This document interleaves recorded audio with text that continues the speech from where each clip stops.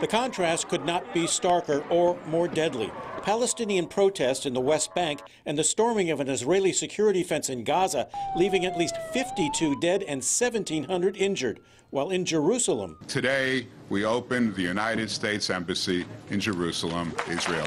A city the U.S. formally declares as Israel's capital, as do Palestinians. The U.S. Embassy moving doesn't set any boundaries for Jerusalem. Howard Libet is executive director of the Baltimore Jewish Council and says establishing an embassy does not preclude boundaries for a Palestinian state. On the one hand, it's a celebratory day for recognizing Jerusalem as the capital. On the other hand, we understand it is complicated. As a Palestinian and as an American, I feel it is a very sad day. Nihad Awad emigrated from Palestine and is the executive director of the Council on American Islamic Relations. Israel has massacred more than 50 people, protesters.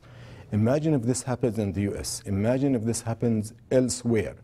The world will be up in flames. Flames, Israel claims, were ignited by the militant group Hamas. Palestinians say it's stoked by 70 years of exile from their homeland. As for the possibility of future peace talks, I know there's a lot of violence happening in the territories today, which is very difficult.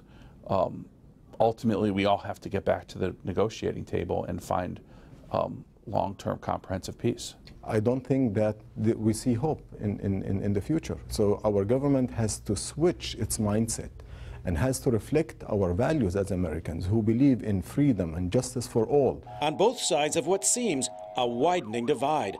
Alex Dimitri, WJZ. Moving the U.S. Embassy from Tel Aviv to Jerusalem was first backed 20 years ago by Congress and President Clinton. President Trump made it official last year.